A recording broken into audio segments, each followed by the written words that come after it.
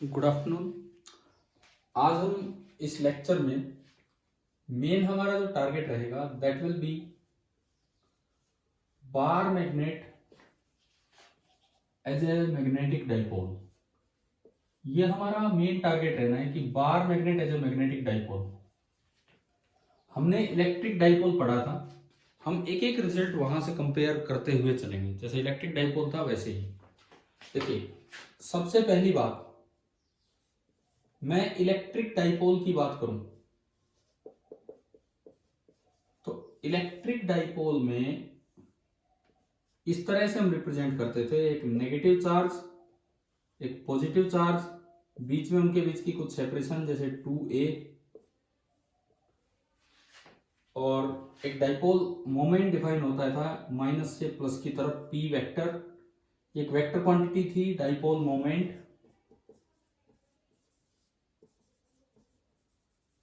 यहां हम इसको बोलते थे electric dipole moment, electric dipole moment P, जिसका फॉर्मूला होता था charge into separation between the charges. तो बिल्कुल वैसे ही अगर मैं मैग्नेटिक डाइपोल की बात करूं, अगर मैं मैग्नेटिक डाइपोल की बात करूं तो एक बार मैग्नेट कैसे एक मैग्नेटिक डाइपोल का काम करता है। ये उसका नॉर्थ पोल, ये इसका south pole. North pole is equivalent to positive magnetic charge plus QM, equivalent magnetic charge. South pole is, ये पोल्स मैंने कल भी बताया, ये मैथमेटिकल अजम्पशंस है। कोई मैग्नेटिक चार्ज कोई चीज होती नहीं है, उसे कंपेयर करने के लिए एक मैथमेटिकल अजम्पशन है। This is negative magnetic charge और इनके बीच का सेपरेशन होता है मैग्नेटिक लेंथ LM। तो यहां जो डाइपोल मोमेंट डिफाइन होगा, मैग्नेटिक डाइपोल मोमेंट, यहां जो magnetic dipole moment term define होगी उसे PM से भी डिनोट कर देते हैं, खाली M से भी कर देते हैं। That is equal to magnetic charge into magnetic length. ये जो QM हमने यहां बोला है, इसको मैग्नेटिक चार्ज भी बोल देते हैं, QM को मैग्नेटिक चार्ज भी बोल देते हैं, या फिर पोल स्ट्रेंथ भी बोल देते हैं। QM को मैग्नेटिक चार्ज भी बोल दिया जाता है या फिर इसकी पोल स्ट्रेंथ भी बोल दी जाती है। कंपैरिजन हम कर रहे हैं कि कैसे मैग्नेट बार मैग्नेटिक मैग्नेटिक डाइपोल की तरह बिहेव कर रहा है। तो देखो मैं यूनिट्स के साथ चलता हूं, मैं ब्लू कलर से इनकी यूनिट्स लिखता हूं। चार्ज जिसकी SI यूनिट होती थी कूलम, एंड डाइपोल मोमेंट की होती थी coulomb into metre, 2a metre. इधर आओ, मैग्नेटिक चार्ज और पोल स्ट्रेंथ एक ऐसी फिजिकल क्वांटिटी है जिसकी यूनिट होती है, करंट से रिलेट करके बनाया जाता है, ऐसा कुछ था नहीं, रिवॉल्विंग चार्ज से बनाया, तो इसकी यूनिट होती है एम्पियर मीटर। और इनटू लेंथ करेंगे तो जो मैग्नेटिक मोमेंट की यूनिट होगी वो होगी ampere metre square. And this is a vector quantity, scalar quantity नहीं है। जैसे इलेक्ट्रिक डाइपोल मोमेंट एक वेक्टर क्वांटिटी था, ऐसे ये भी एक वेक्टर क्वांटिटी है।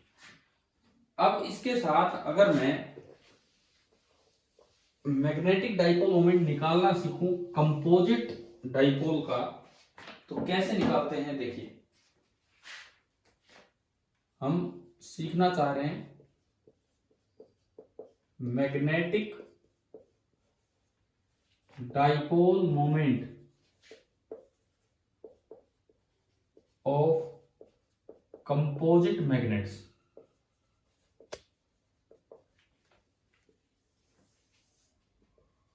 Magnetic dipole moment of composite magnets, ये हम देखते हैं। इसके लिए हम आपके CPP नंबर 10 का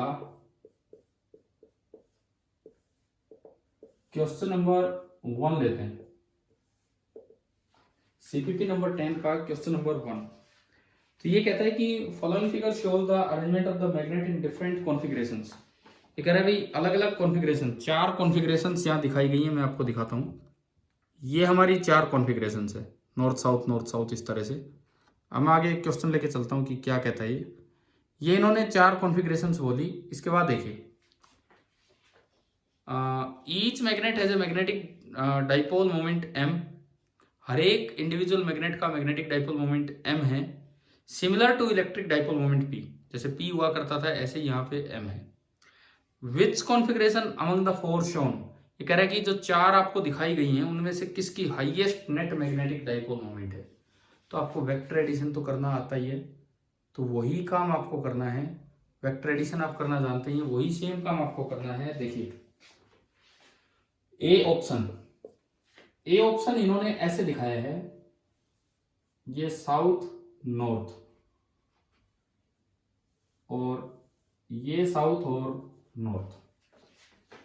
तो साउथ से नॉर्थ की तरफ डायरेक्शन होती है इस मैग्नेटिक मोमेंट की, क्योंकि नेगेटिव चार्ज की तरह काम करता है पॉजिटिव तरफ। तो ये भी एम और ये भी एम, और दोनों एम 90 डिग्री पे।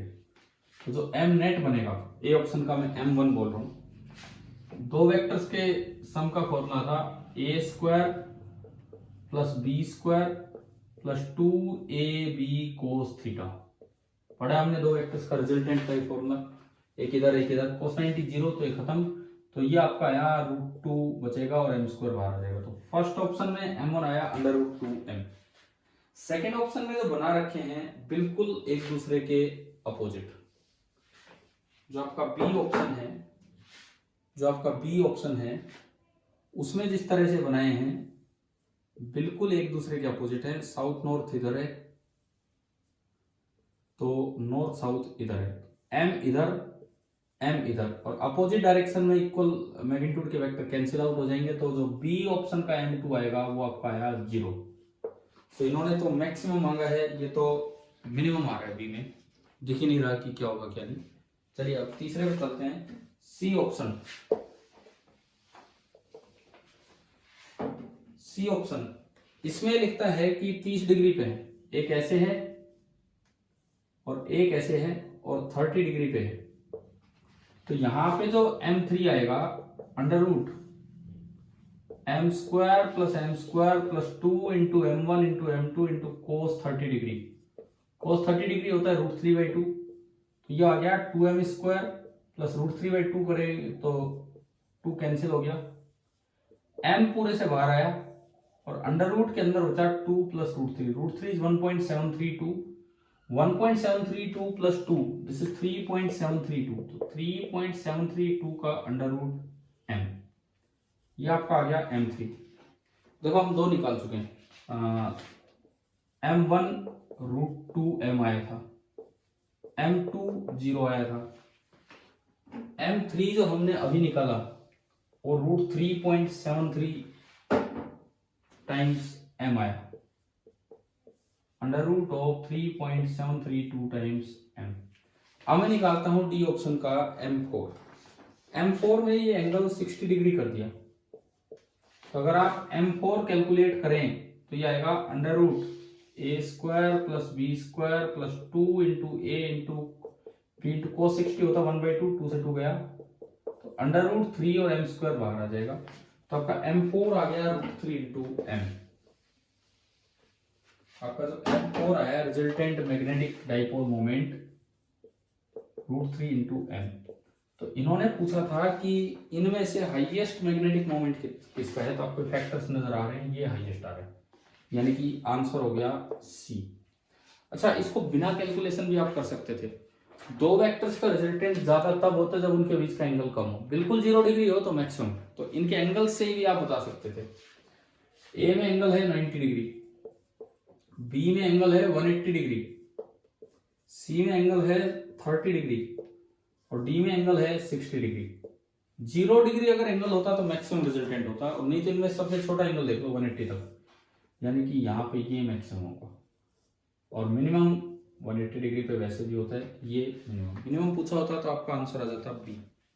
तो इसका मतलब आपको मैग्नेटिक मोमेंट तो एटलीस्ट निकालना आ गया कि भाई किस तरीके से हम मैग्नेटिक मोमेंट कैलकुलेट करते हैं कंपोजिट मैग्नेट सिस्टम का वेक्टर एडिशन के तहत। इस तरह से मैग्नेटिक मोमेंट निकाला जाता है। मैग्नेटिक डाइपोल मोमेंट से, मैग्नेटिक मोमेंट या मैग्नेटिक डाइपोल मोमेंट एक ही बात है। मैग्नेटिक डाइपोल मोमेंट से इस बात का अंदाजा लगता है कि वो मैग्नेट कितना स्ट्रॉन्ग है या कितना वीक है।